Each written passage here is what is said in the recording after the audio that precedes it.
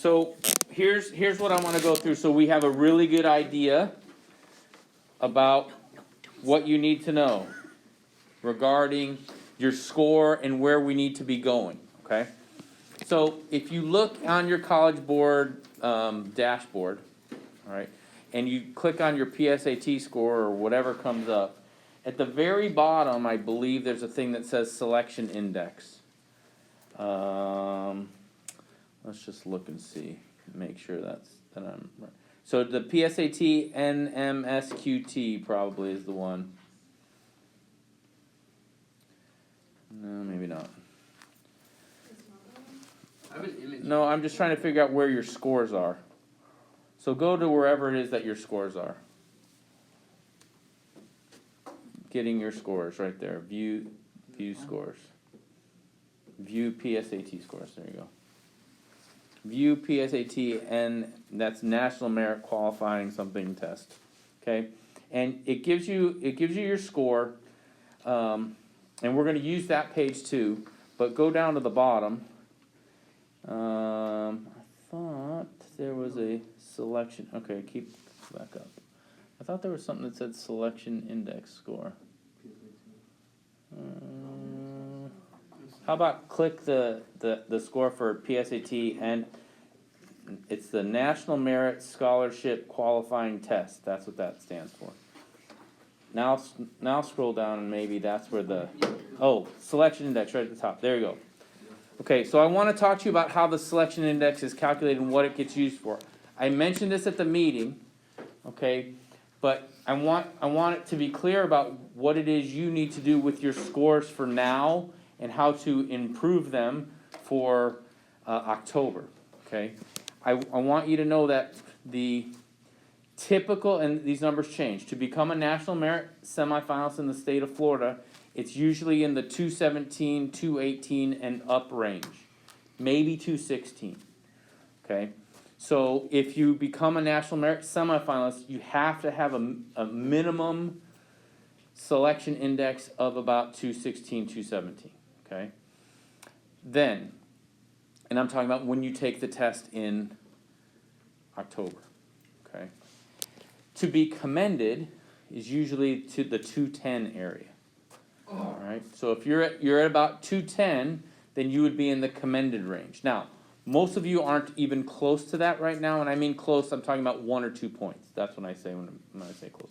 All of you are very close, okay? Some of you have to move 30 points, some of you have to move 10 points, some of you have to move 4 points, okay, that kind of thing. But I want to talk to you about how to do that calculation. So now, go back to the other page that shows you the score that looks like the SAT score. Because I want to show you, and up here, it shows you how they calculate that. Okay. I know that when your scores come out, you guys talk to each other about what'd you get, 1120, a 1270, a 1450, whatever. Okay? And that is not the score that we use to choose who we offer this course to, okay? We use the selection index because the selection index is what's used to determine National Merit semifinalists. So this formula up here tells you very specifically how the selection index is calculated. So what I want you to do, just real quick, verify that your selection index is correct. So you can either take 1/5 or you can take it as 0.2. So take the reading and writing score that they give you on that screen, multiply it by 0.2, then take your math score, multiply it by 0.1, add them together, and that should be your selection index. And then we'll talk about what to do with that here in a minute.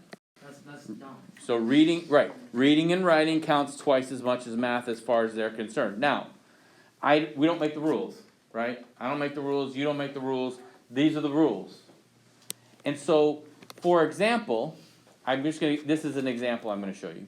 To get to 218, okay, I'm going to give you an example of some scores. Okay. If somebody had a 740 in reading and writing and a 700 in math, that gets them to 218. Now, we're not going to do this now, but this is something you can do on your own. And obviously, getting to 218 is the goal for everybody. But I'm just going to be very honest with you. We're not going to have 23 national merit semifinalists out of this class. You aren't going to get it all. I'm sorry. It's just the numbers won't work that way. It doesn't work that way.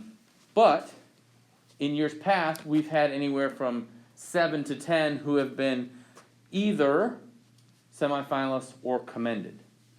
Okay, so it is much more likely that we will at least get to 210. Right, but again, still not everybody's going to get there. The thing that I will tell you, and this is one of the things why we talk about why this course can be beneficial to you, even if you aren't commended, or if you aren't, aren't a semifinalist, we encourage you to take the SAT boom as soon as our course is over. And I will tell you that we have kids that, even last year's group, who maybe didn't do so great on the PSAT as far as their own expectations, but were getting 13, 14, 1500s on the SAT. And so that's the added benefit of this course. It not only helps you for the PSAT, but it's going to help you for the SAT when you're trying to get into college. So what I would say, and again, this is just an example, but the gains that you make in reading and writing are actually a little more important than the math. And the other thing that I will tell you, because this applies to most of you, but not all of you, I know some of you are in pre-calc now, but most of you are in Algebra 2 now. And the content in Algebra 2, over the course of the year, is the content that allows you to make the biggest moves in math. Every year, when I look at the scores, because that's my thing, I look at the numbers, right?